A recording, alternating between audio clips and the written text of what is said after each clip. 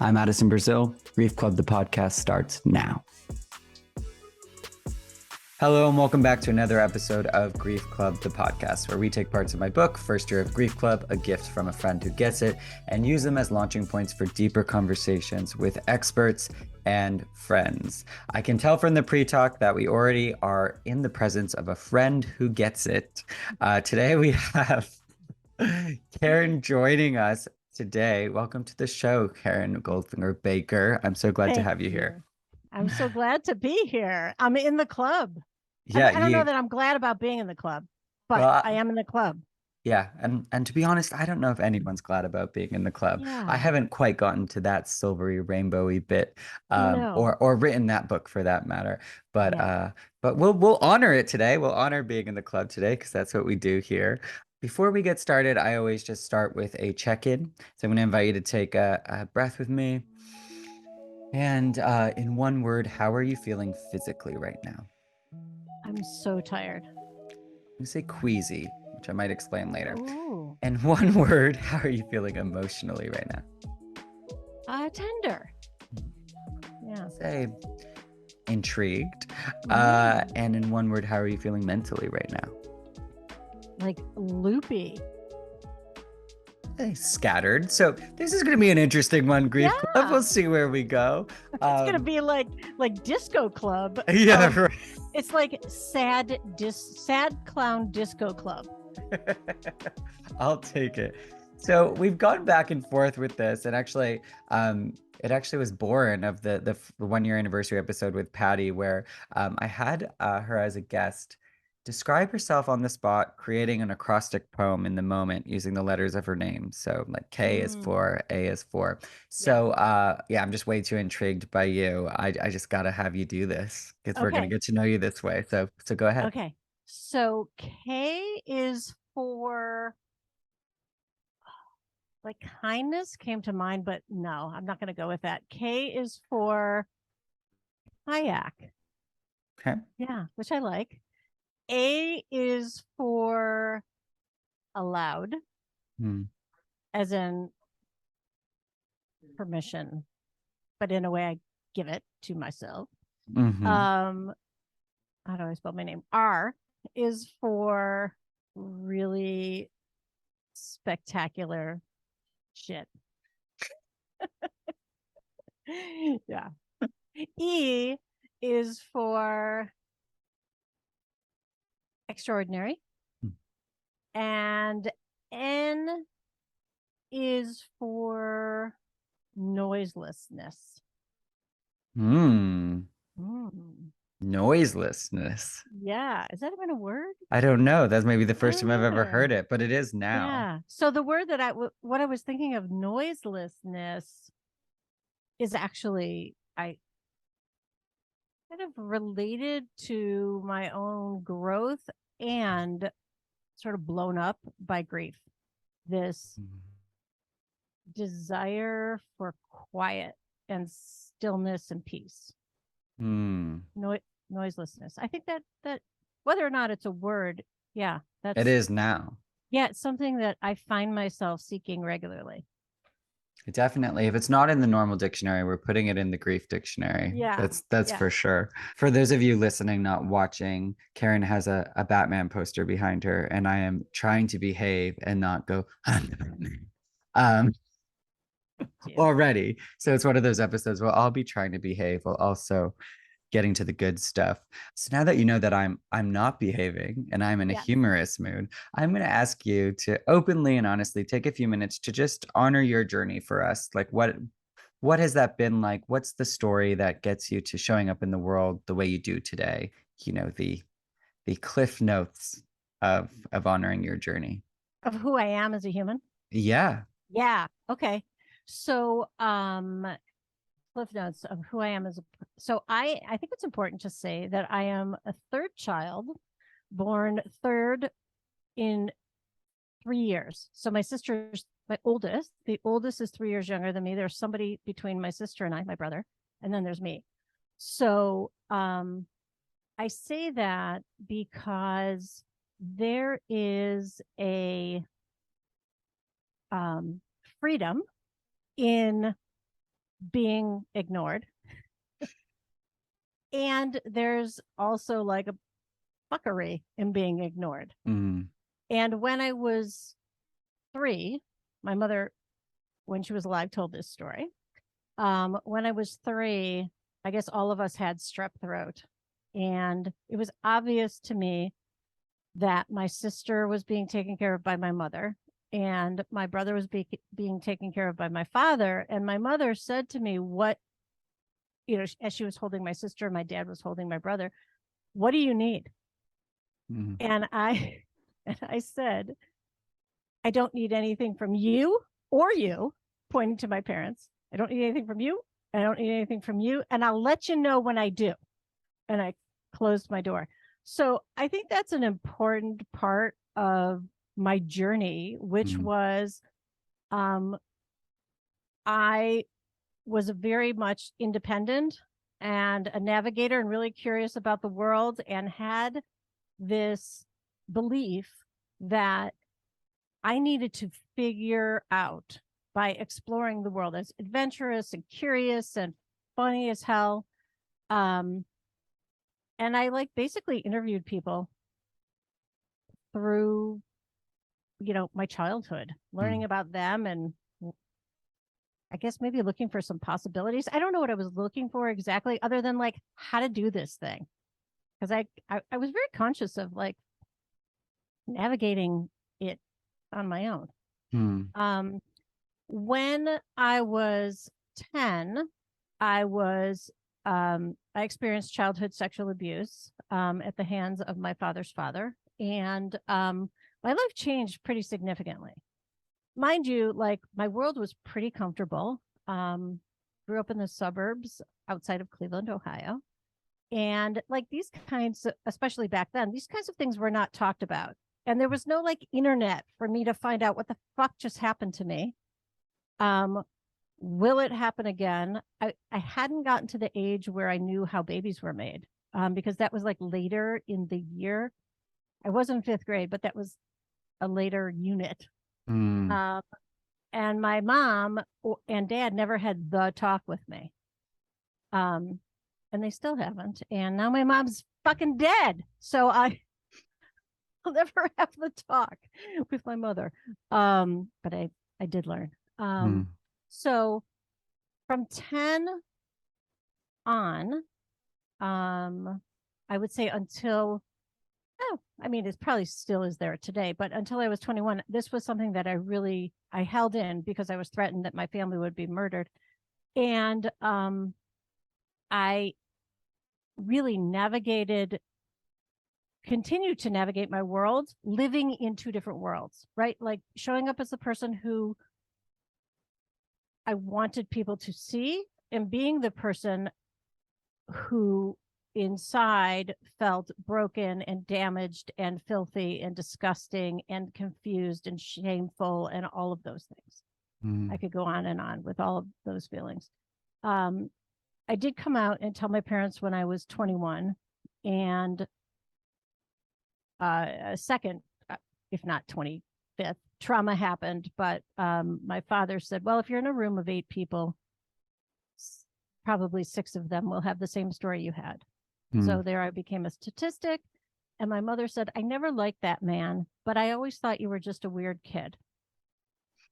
So went into some therapy, really shitty therapy, blah, blah, blah. Fast forward, got my life together.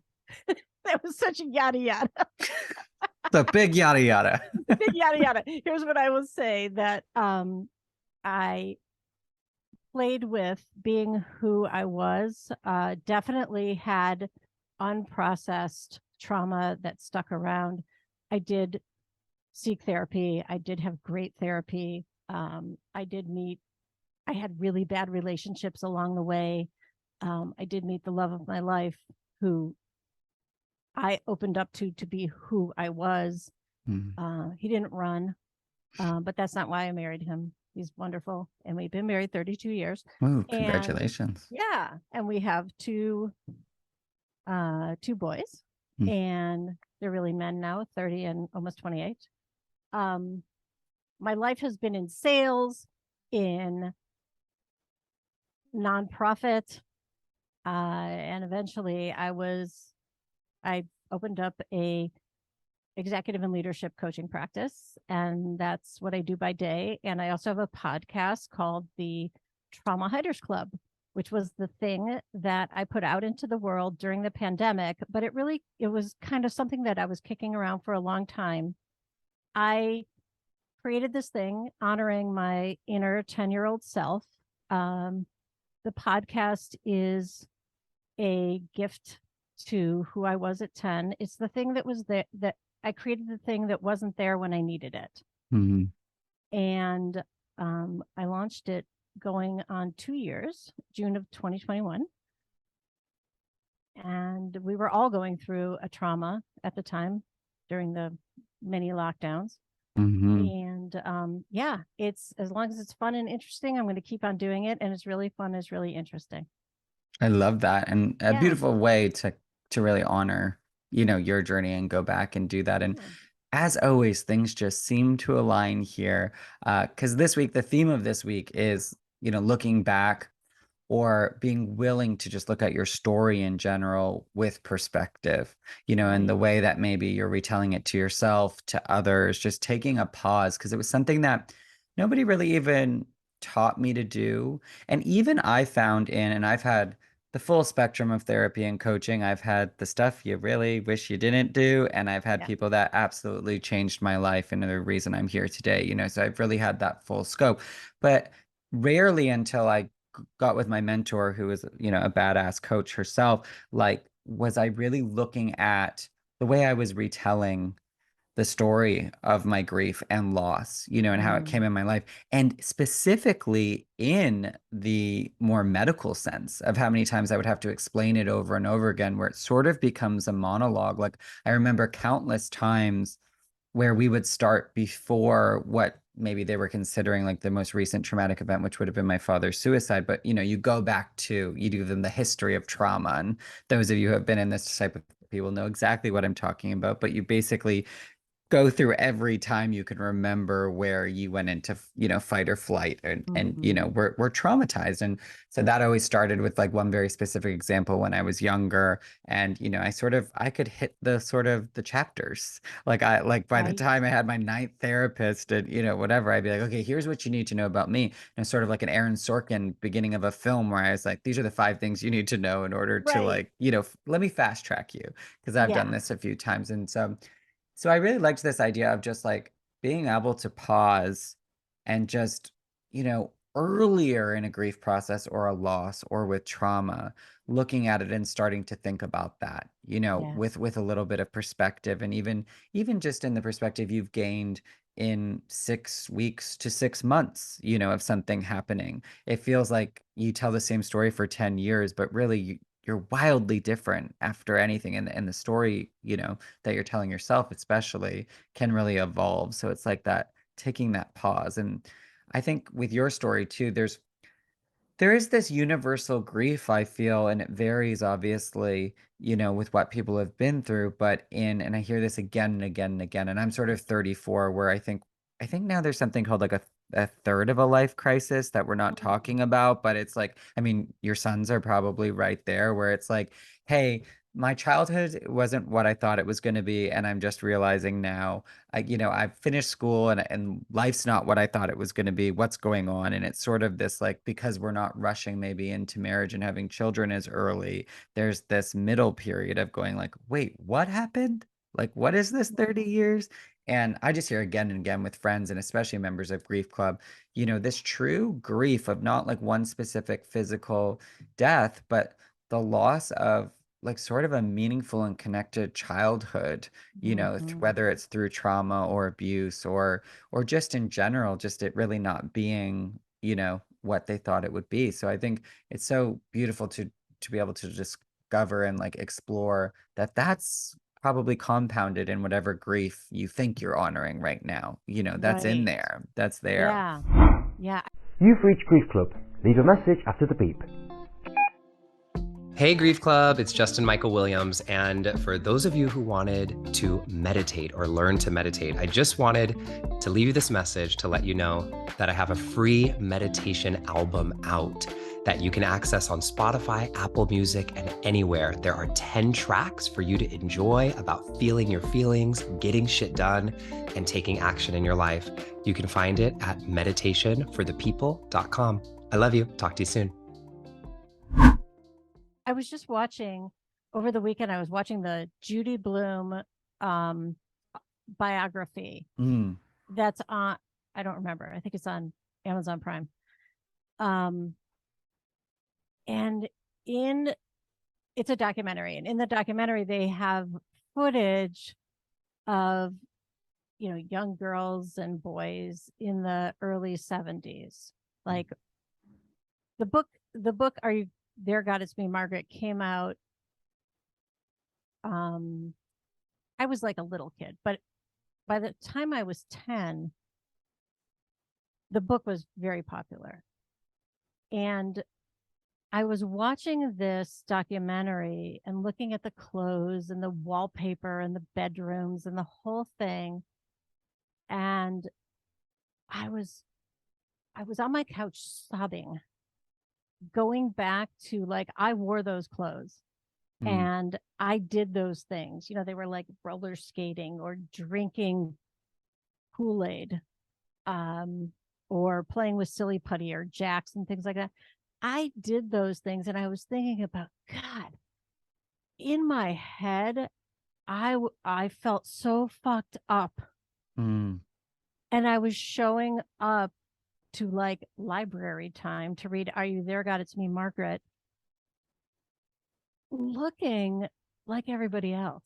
But inside, like, really confused and sad and feeling very broken. And yeah.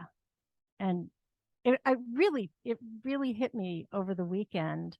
I hadn't really thought about, like, if we had live streaming video of me at 10, both inside my head and outside my head, what we would have seen. But that seeing these girls in the dance skin clothes that don't match and the heavy polyester and whatever the hell we were doing, yeah, it really struck me. It's almost like a little portal. Yeah. Speaking of that time, I ask every guest this: if a child or somebody who didn't know what the word grief meant walked up to you on the street and said, "Hey, what's grief mean?" How would you respond? I would say, you know, that feeling when the ice cream truck comes and you get that Superman popsicle, that's that red, white, and blue rocket looking thing. Maybe that's a rocket pop, whatever that's called. And it's so great. And it feels so good. And you know, when you eat it and you're enjoying it and it starts to melt and then the pieces fall to the ground and the ants start to get it and it's hot and your hands are sticky. That's what grief feels like.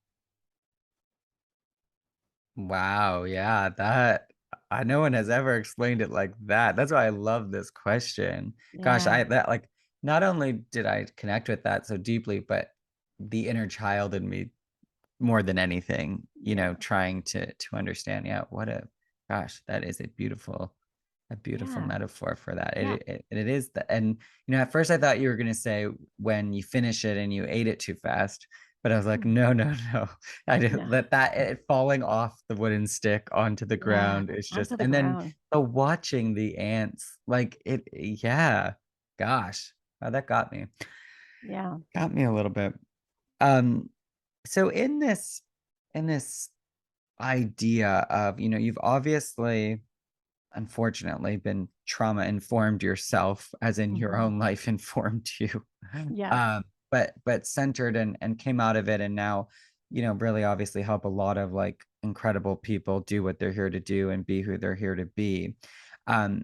What do you offer to somebody who maybe is feeling victimized by their own story, or their grief wasn't just sort of this textbook, you know, someone died who was getting older, but there was trauma around it. Like to a, you know, my experiences, I dealt with the trauma long before I could ever get to the simple, I shouldn't say simple, but the complex part where I just got to be a son missing a father, or a friend who lost a friend. The trauma of it, like, was just sort of in the way for so long. Like I you know, there was, it's like that song when you're little, like, can't go around it, can't go through it. You Yeah, know, can't that one, go like, right, can't go yeah, you under got to it. go through it, you know. Yeah, like it really was that. And I think naturally as humans, we do try to go around it and over it and under it, and, you know, any way but through, especially when trauma is involved. But I wonder, with both your experience and then, you know, your Like work, training. in the Yeah. work you do in your training, what you might offer to somebody Yeah. in Grief Club who's like really struggling with that, with the trauma part of the grief. Yeah. So I focus on the sensations. Now, I'm not, you know, I'm not a somatic practitioner. I'm really, yeah, I am a trauma informed executive and leadership coach. My work is not around the body, but I do know, in my own experience and in my training, that so much of our trauma is sitting in our body. So I take my people back to how their body felt in that trauma, and link it to where they are today, because their body is always going to go back there, right? Like, yes, we can process it. There's still this little part of us that will get fired and refired. And so we talk ourselves, just like we can't go over to under it, we have to go through it, right? So that's the time when we say things like, oh, right, thank you, central nervous system, for right, for freezing or whatever it is you're doing. This isn't that, right? Like, this is not, we're not in a war right now. We are not living in poverty. We are not locked in a closet. We are not being sexually assaulted. This is not that. And so trying to, first identify the sensation. Right now, I feel in my stomach that it's like, oh, you know, those washing machines where you can see the clothes, right? My stomach feels like it's going around in circles. I could puke. I'm not sure. I feel nauseated.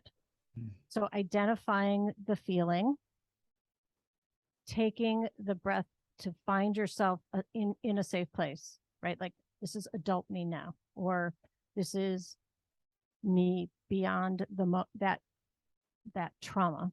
I am here right now. Both my feet are on the ground. I'm in a safe place.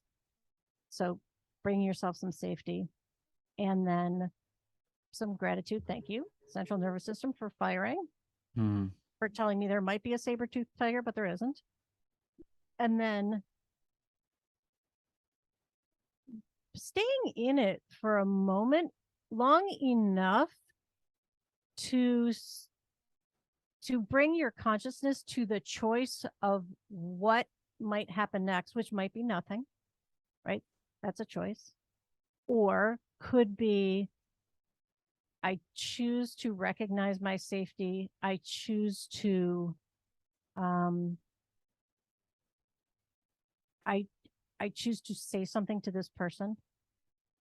I feel threatened, whatever it is. But to bring yourself to today versus staying in that place of threat. Yeah.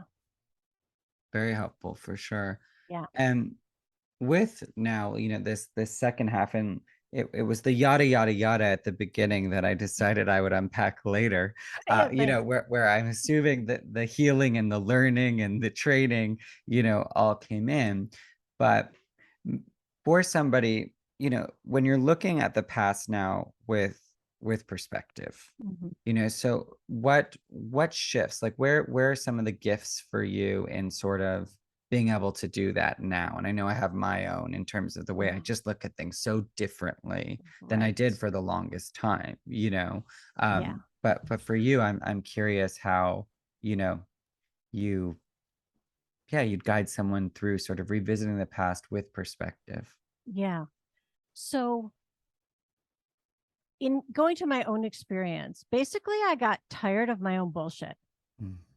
Now, my bullshit was there for a good reason, but really, it was exhausting living a double life. Right? It was exhausting living in the internal I'm fucked up life. And then, but I'm going to show you how okay I am by doing all the things and doing them really, like doing them the best ever. Like hold up tickets in a sales contest. I never understood why anybody was excited. Like, what are you people excited about? I'm going. None of you are winning. I'm in the room, right? So really, I remember turning and being like, ah, well, as if you're going to go. No, it's me. So I got tired of my own bullshit, and again, honoring that it was there for good reason. And another thing happened in a conversation with a friend. We were talking about priorities, and we were talking about hers mostly, but then we got to me and she said, well, what is your number one priority? And it came out of me like word vomit. I said, my number one priority is to uncouple myself from my childhood sexual abuser. Now, I had lots and lots of therapy by then, but I was carrying this, I don't know, 190-pound man on my back. Even with all of the work I just hadn't let that go. So do more work, lots and lots of it. And what I basically came to was I can go to the shithole with anybody. I can take, I am there to sit with you at your own shithole. And what I know is there is a way out, and the only way out is through. And so the way that we will go through is we're not going to stay in like, here's the trauma. And that's the definition of who you are or who I am. We can have hopes and dreams and just like everybody else. And our unprocessed trauma, or even our processed trauma, is still going to show up and say, no fucking way, you can't have that. But we'll call that out. And we'll call it out regularly, and we'll deal with it however we want to deal with it, gently or violently, verbally violently, whatever, right? We will call it out. That's just that thing there again. So the work that I'm doing with my people is not like some modality. It's really like, all right, there's that thing.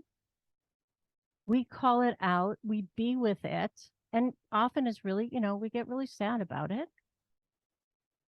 And we still choose. We still get to choose. Yeah. I don't know if I answered your question. No, it's like, I love that idea of, I think I was coming at it sort of this idea of when we're retelling it, but I was forgetting that often it, like you're saying, more often than not, it's visiting us rather than we're retelling it. It's, and maybe that was a little bit like meta in my head because I'm being interviewed about like my book, and whenever I'm interviewed, they're like asking me to retell my story. But the truth is we live in a very grief avoidant society, and more often than not, we're not being asked to retell our story over and over again, so it's something that's sort of in the quiet of the night, or, when we're trying to thrive, it revisits us. Yes. And I think that's such a great point. And when it does, to have that perspective and to not shut it away, but to name it and figure out how you can be with it. It's one of my favorite things. Peter Crone one of the things he says is, how can I be in this moment? And it's something I whisper to myself all the time, not how can I get out of this moment, not how can we stop this pain, not none of those questions, but how can I be in this moment? Because if you can be in this moment, you can be, here and in any moment.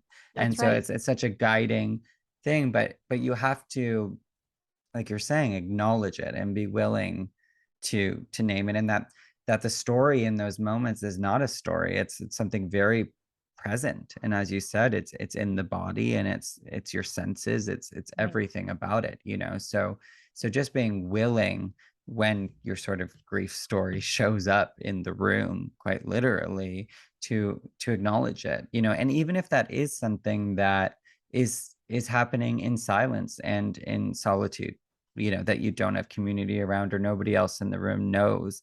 um I was watching the other night, I was trying to have a chill night and just like zone out, and I watched the new Julia Roberts and George Clooney romantic comedy, that them being back together for long, and I forgot that the last film I ever saw with my dad was a George Clooney movie, The Oh, Descendants, which that movie, of course, is very emotionally loaded to begin with.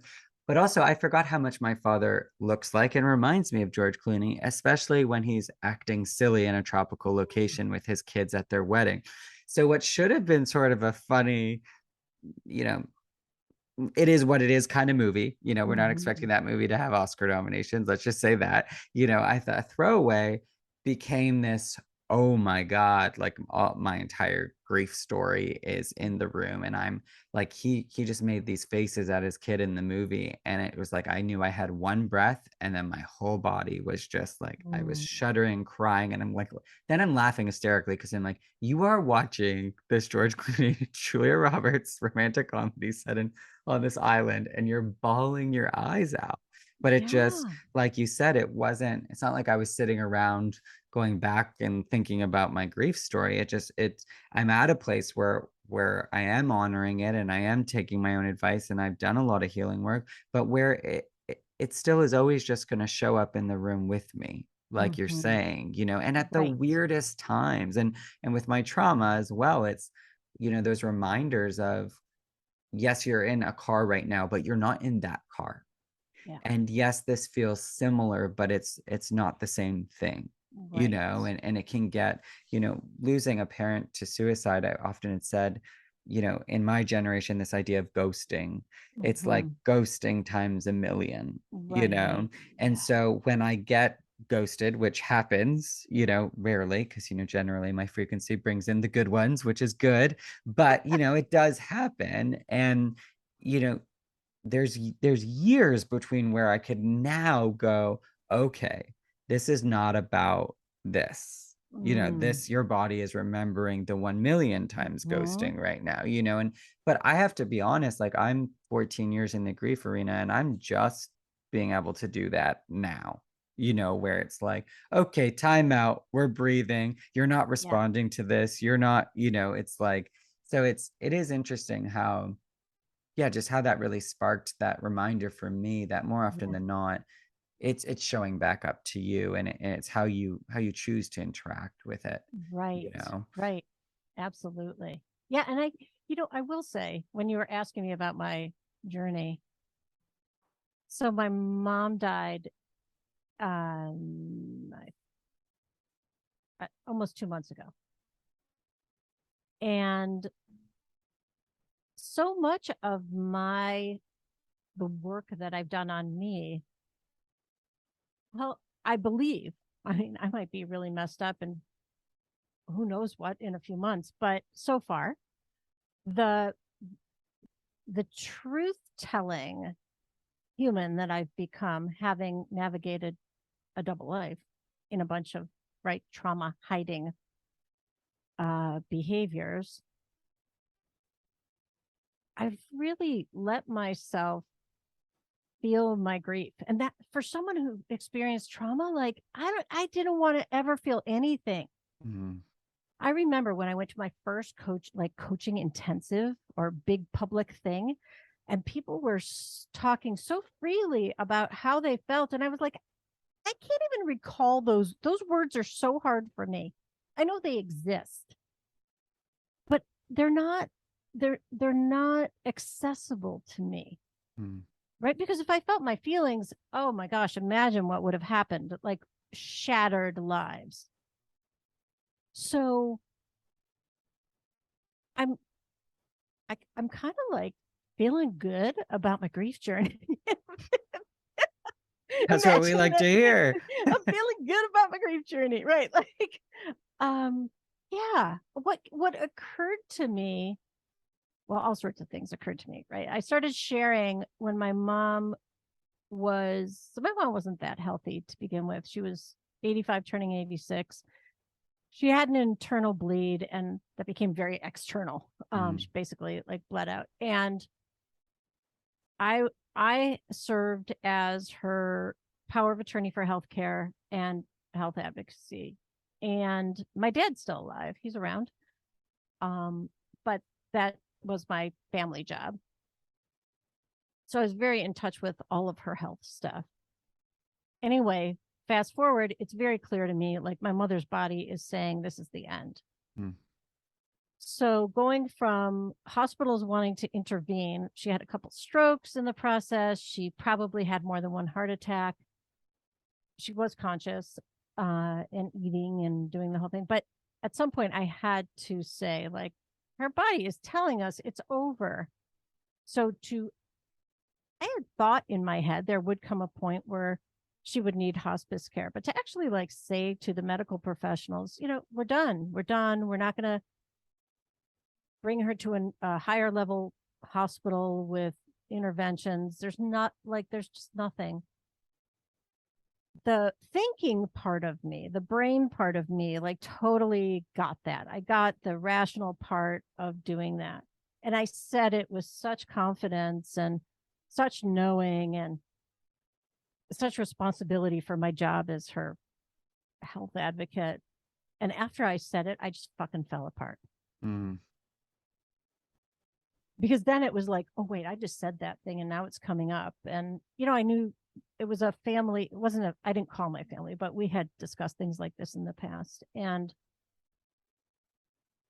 so I started sharing that, like in my social posts on my own podcast, which has been really, for me, a huge step in truth.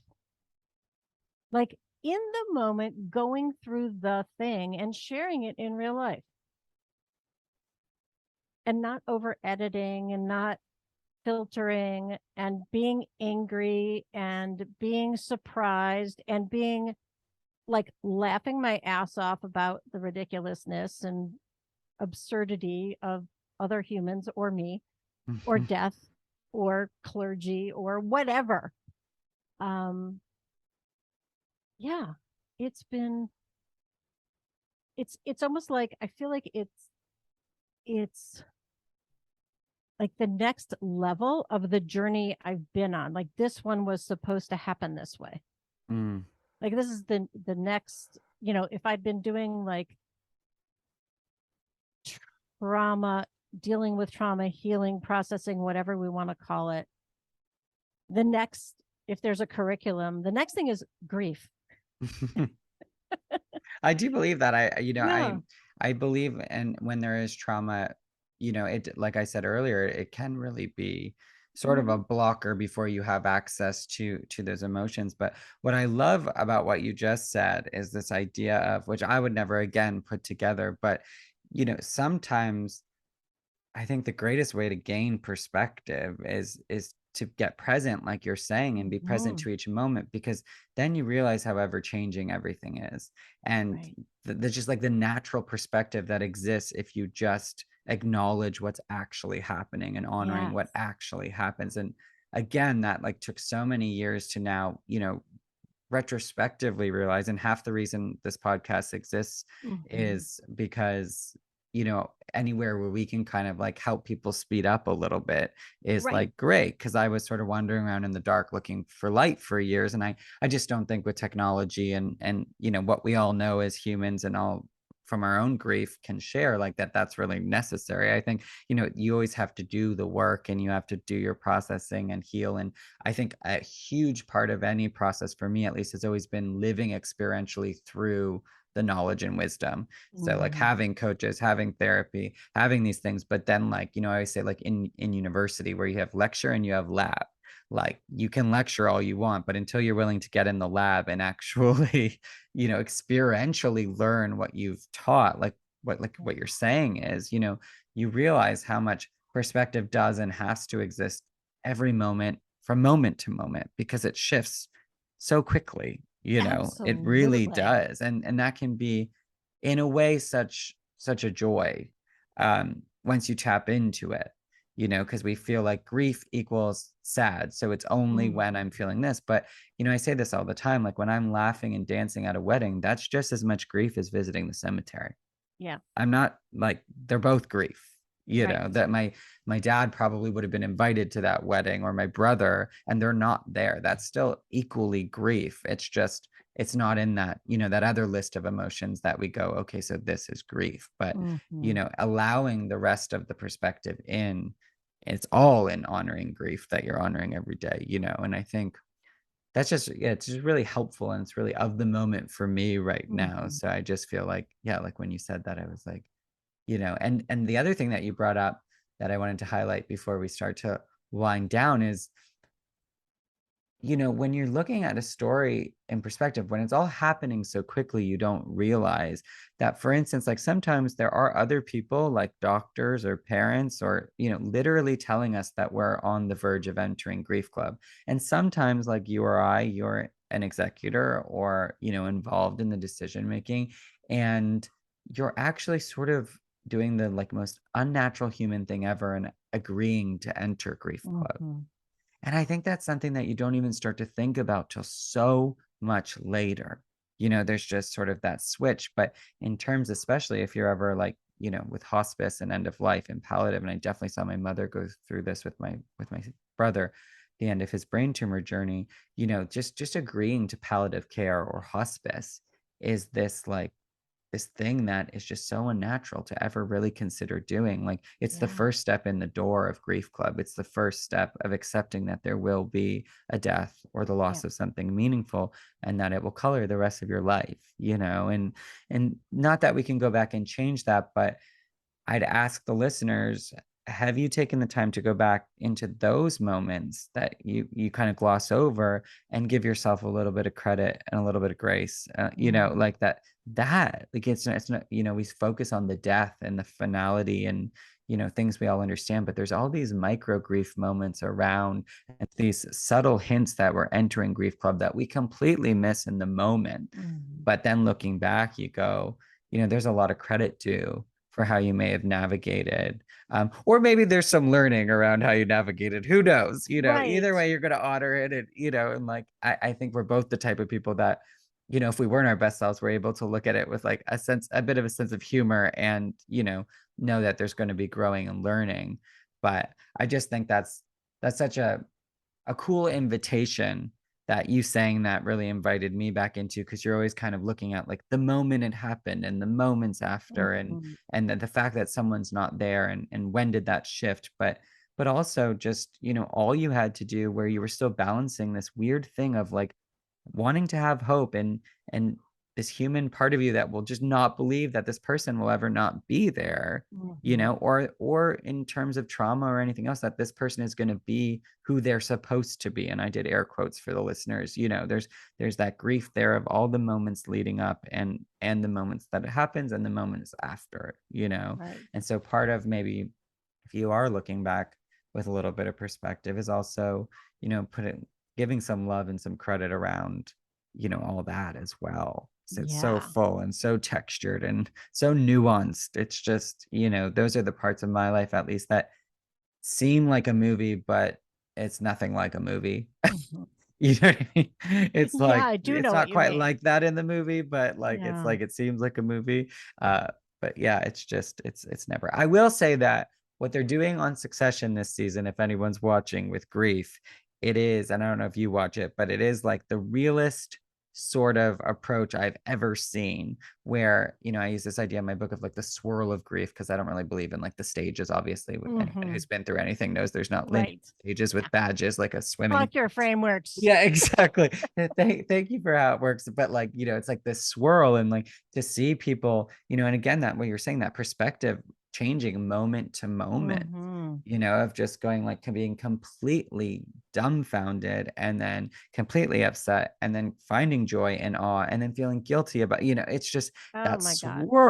swirl. And I think the one thing that we can all do is, instead of judging how well we navigated the swirl, just acknowledging that we survived a swirl, you know, that the swirl existed. I think, you know, that's the one gift that I would like on this topic, when I dive deeper, that I would say to people is like, it's not about saying, yes, you did good at your grief or bad at your grief. You know, it's just acknowledging that there was circumstances and impossible situations that you, obviously, if you're listening today, you've managed, you know, to get to a point where you can even be thinking about the past with perspective. Do you think I get paid every time I say that? Because I've said it like 17 times. I think you do. Before we wind down and get into the finding the funny, which I feel like we could have done a whole episode just on finding the funny. I'm gathering that quickly. Yeah. Well, I think that, you know, 2.0 of this, once I get through the weeks, you know, I just want to sit with people and be like, okay, when was it like the worst? And then when did it get funny again? Because that's where I live. Like, that's where I totally love living there. Is there anything, though, whether it's, you know, a book, a tool, a prompt, a reminder, that this conversation has inspired you to sort of gift to Grief Club right now? Yeah, I'm not sure that it's a book. I don't know that it's a tool. I think it's a reminder. And the reminder is that grief feels to me like the biggest hole, HOLE, and the biggest hole, WHOLE. I love that. Yeah. Truly. Yeah. Truly. All right, lay it on us. Where do you find the funny in all this? What makes you laugh? Or I don't know. Yeah. Oh, we really could have a show, because there was a whole lot that was funny. When I think about the last thing the actually last thing my mother ever said to me, I confused with a stage of death. So my mother was in hospice for 11 days and at home. And I really was like palliative care doctor, hospice nurse, like giving the drugs, doing the things, increasing the morphine. If anybody's gone through hospice, they know, like you can almost call it all the shots. And so there's something in the dying process. For some people, not everybody gets this, but there's something called terminal restlessness. And my mother, as I said, my mother probably had a couple strokes. She really wasn't very mobile at all before she got sick, but was really just in bed and not really able to move her arms or anything. So she was restless, or what I thought was restless. And so I'm like trying to fix her sheets and her blankets in this hospital bed that's by the windows overlooking the Gulf of Mexico. I have to say, it was a pretty primo spot. And the thing about taking care of somebody who's dying is you never pee and you never eat. Like, that's what I said. Hospice is a series of mispees, like held in pee and starvation for the caregiver. I'm not talking about the patient, but yeah. So I probably had to pee, but I was eating a green apple and my mom was very restless. And so I had it in my mouth. Imagine like stuffed pig. I got the green apple in my mouth. And I'm like moving her, and she's getting more and more restless. And she wasn't eating at this stage. She really didn't have a voice, but she had the ability to yell apple. And what she was trying to do was grab the apple that was in my mouth so that she could eat it. So the last word my mother said to me was, I actually bit off a piece and like kind of mushed it up a little in my own teeth, like we're animals now, and put it in her mouth. And she was so happy. So I don't know that it's funny, but it was like this shocking, this natural moment where I think, my mom's going to die any moment. And yet she's very focused on the apple and she has to eat, which is typical of my family.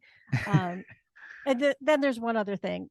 We're trying to get, my mother died in Florida, but was buried in Cleveland. So I could go on and have it my own episode about getting a body from a place to a place. Holy shit. A body can only go on a wide body jet that flies something like under 2 hours. So it might have to make several stops if the trip is longer. Oh yeah. Oh, And you can't just wow. get on any plane. There can only be like one body on a plane. So there could be other dead people, but your body can only be the only body on the plane. Oh, Who man. knew? Yeah, crazy shit. Somebody else might be listening to be like, who are these messed up people? But if you've been through anything like this, there is like Right. there's a funniness to it. I mean, there is. So my dad who just turned 88 during COVID he wouldn't take commercial flights. That's its own thing. Like there goes our inheritance because he's going on private jets.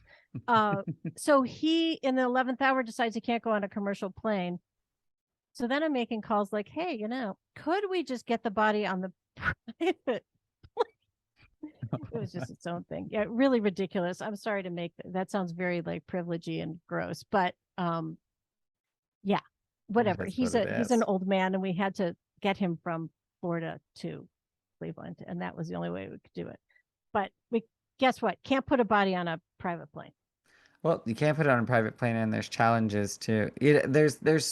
There is so much, and I do think if there's executors out there listening, or just those who have dealt with this, the bureaucracy of death, like there is a certain point, and I was just talking this with a friend about this, where you have to laugh.